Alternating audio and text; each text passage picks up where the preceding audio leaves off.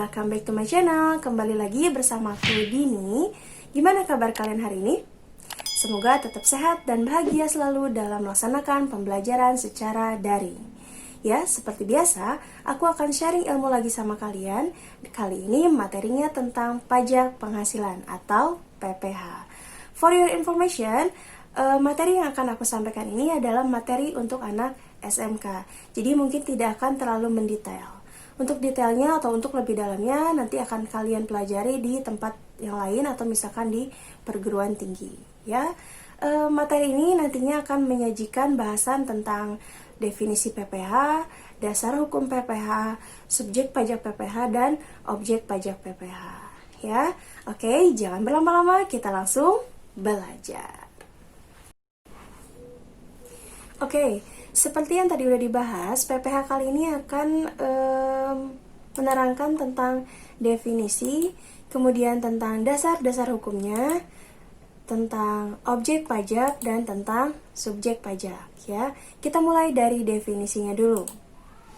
Definisi dari PPH itu apa sih?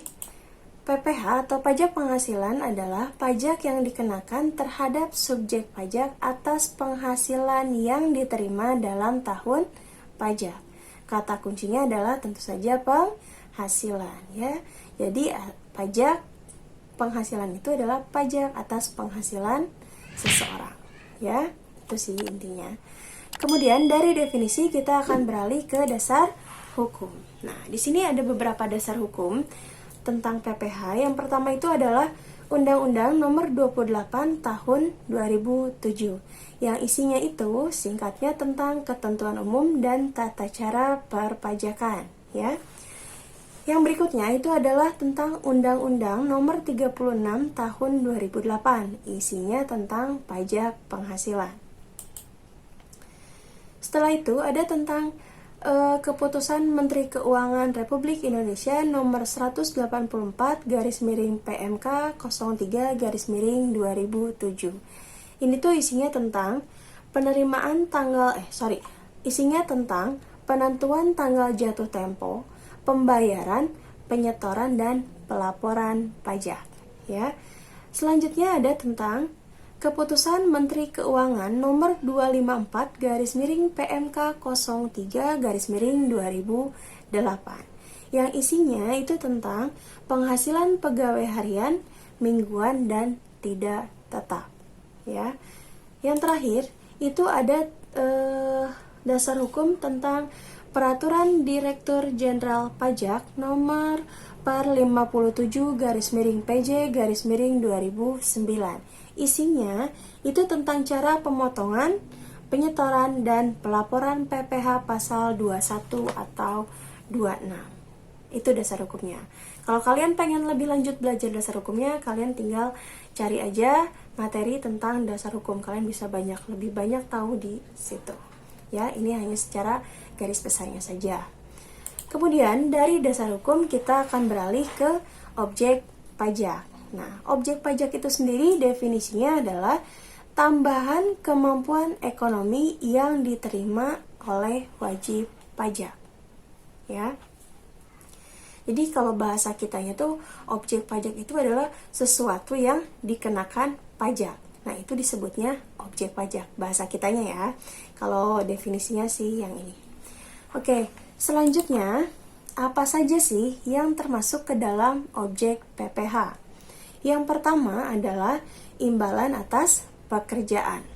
Contohnya, gaji, upah, tunjangan, honorarium, komisi, bonus, uang pensiun, dan lain sebagainya. Pokoknya imbalan dari pekerjaan, ya. Itu disebutnya penghasilan dan itu masuk ke objek PPH. Yang kedua, itu ada hadiah. Hadiah pun termasuk dalam objek PPH. Contohnya misalkan undian, kegiatan, ataupun penghargaan. Kalian pernah lihat nggak di TV-TV? Kalau misalkan ada kuis, oke, selamat kalian memenangkan uang 2 juta rupiah. Jangan lupa dipotong pajak, gitu ya. Sering dengar kan? Nah, itu kenapa dipotong pajak? Karena hadiah atau undian itu termasuk ke dalam objek PPH, ya. Yang berikutnya, nomor 3 itu adalah laba usaha. Yang namanya laba berarti menghasilkan. Itu juga termasuk objek PPH. Yang keempat, itu ada tentang keuntungan penjualan atau pengalihan harta. Keuntungan berarti termasuk juga objek PPH. Yang kelima, itu penerimaan kembali dari pembayaran pajak. Ini pun termasuk objek PPH. Yang keenam, itu adalah bunga. Bunga seperti apa? Bunga yang di taman gitu? Bukan, ya. Bunga di sini contohnya bunga pensiun, bunga premium, diskonto, dan imbalan jaminan pengembalian utang. Jadi bunga pun termasuk ke dalam objek PPH. Nah, ternyata dari segitu banyak objek PPH, ternyata ada juga yang dikecualikan objek PPH. Kira-kira apa yang dikecualikan ya? Kita lihat satu persatu.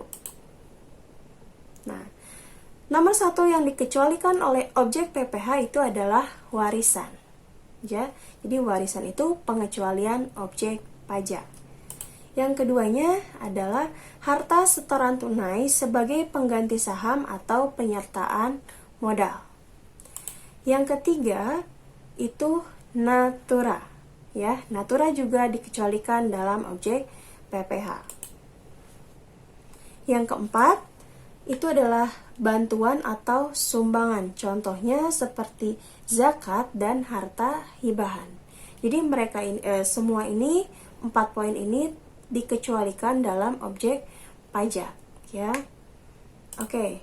Yang selanjutnya kita akan berlanjut ke subjek pajak. Nah, subjek pajak itu apa sih? Subjek pajak itu adalah seseorang atau badan yang menerima atau mendapatkan penghasilan, ya. Oke, kalau misalkan objek pajak itu adalah sesuatu yang dikenakan pajaknya. Kalau subjek pajak adalah orangnya atau badan yang dikenakan pajak. Seperti itu ya, bisa membedakan antara objek atau subjek. Objek itu sekali lagi sesuatu yang dikenakan pajaknya. Kalau subjek itu adalah orangnya yang dikenakan atau yang diharuskan membayar pajak. Paham ya? Oke, subjek pajak PPH itu apa saja? Kita lihat. Di sini ada beberapa subjek pajak.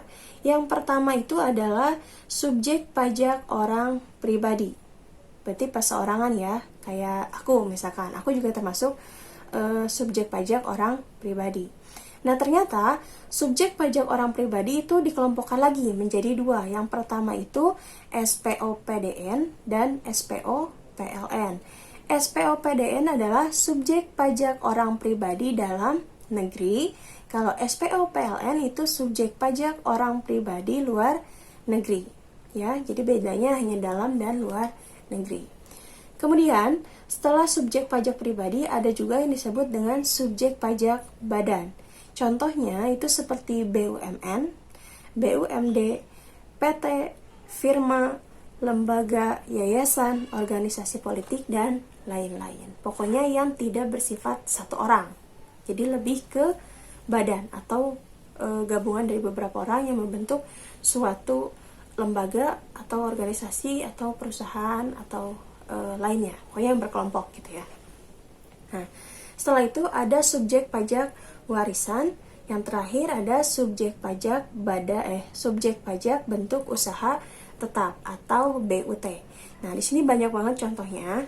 Kita lihat contohnya itu yang pertama adalah cabang perusahaan, kemudian kantor perwakilan, gedung kantor, bengkel, pabrik, pertambangan dan penggalian sumber bahan alam dan lain-lainnya. Nah, ini semua itu termasuk ke subjek pajak PPH. Banyak ya yang jadi subjek pajak? Iya, tentu aja. Ya, karena pajak itu kan nantinya buat ke kita juga kan, jadi nggak apa-apa lah banyak yang dijadikan subjek pajak ataupun objek pajak ya. Sebagai warga negara yang baik kita harus taat pajak. Oke, nah di sini aku akan menerangkan atau memberikan perbedaan yang tampak antara subjek pajak dalam negeri dan subjek pajak luar negeri, atau akan kita singkat SPO PDN dan SPO PLN, ya. Nah, apa sih bedanya antara SPO PDN dan SPO PLN? Kita lihat. Di sini ada 4 perbedaan. Perbedaan yang pertama itu tentang adanya atau berada di Indonesia. Ya, kita lihat. Yang SPO PDN itu dia harus bertempat tinggal di Indonesia atau berada di Indonesia lebih dari 183 hari dalam setahun. Maka itu disebutnya SPO PDN. Nah, kalau SPO PLN itu dia tidak bertempat tinggal di Indonesia, dan kalaupun berada di Indonesia itu lamanya kurang dari 183 hari selama 12 bulan atau setahun. Jadi yang termasuk SPO PDN itu harus yang tinggal di Indonesia dan tinggalnya itu harus lebih dari 183 hari dalam 1 tahun. Yang disebut dengan SPO PLN itu yang tidak bertempat tinggal di Indonesia dan tidak lebih dari 183 hari ada di Indonesia dalam waktu 1 tahun. Itu untuk perbedaan tempatnya. Nah, sekarang perbedaan berikutnya adalah tentang penghasilan yang dikenakan pajak. Oke, untuk SPO PDN itu penghasilan yang diterima atau diperoleh dari Indonesia dan luar negeri.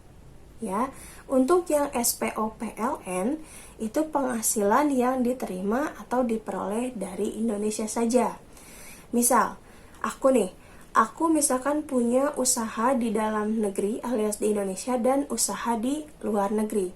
Tapi karena aku itu termasuk SPO PDN, maka usaha aku yang ada di Indonesia dan yang ada di luar negeri itu termasuk subjek pajak.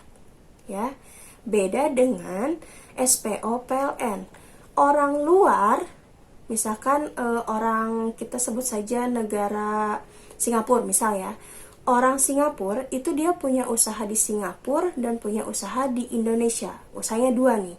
Tapi karena dia termasuk SPO PLN, yang menjadi subjek pajaknya itu hanya usahanya yang ada di Indonesia, bukan yang ada di Singapura.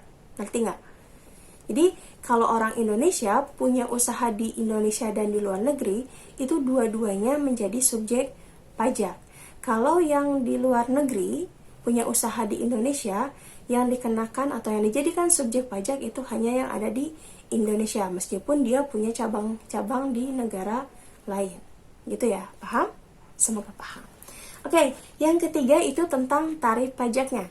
Kalau SPO PDN itu tarif pajaknya dihitung berdasarkan penghasilan neto dan dengan tarif umum PPh pasal 17. Nih, yang digarisbawahi atau dijadikan kata kuncinya adalah penghasilan neto.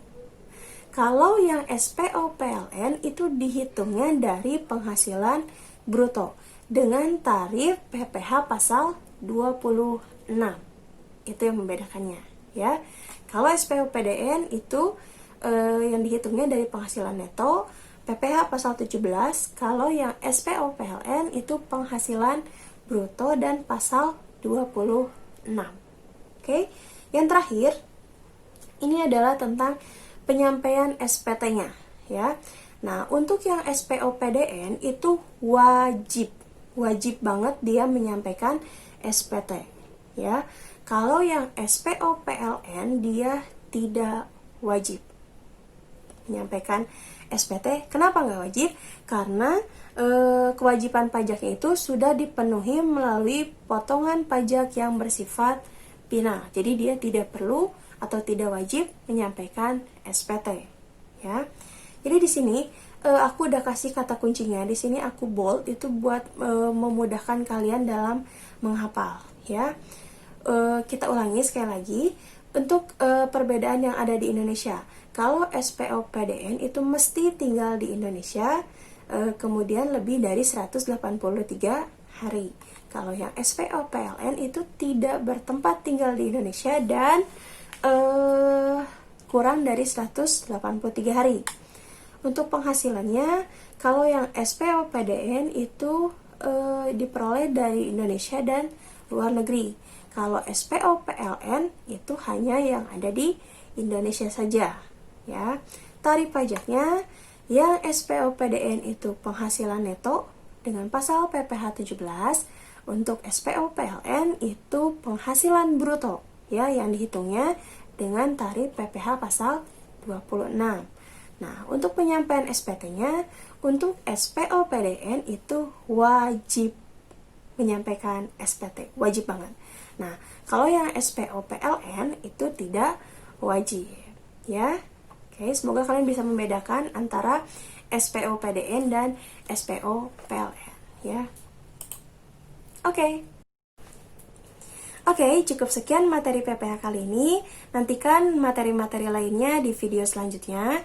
Dan jangan lupa untuk terus dukung aku dengan cara like, comment, share, and subscribe. Semoga ilmu yang kita dapetin ini menjadi kebaikan buat kita. Dan sampai jumpa. Assalamualaikum. Terima kasih.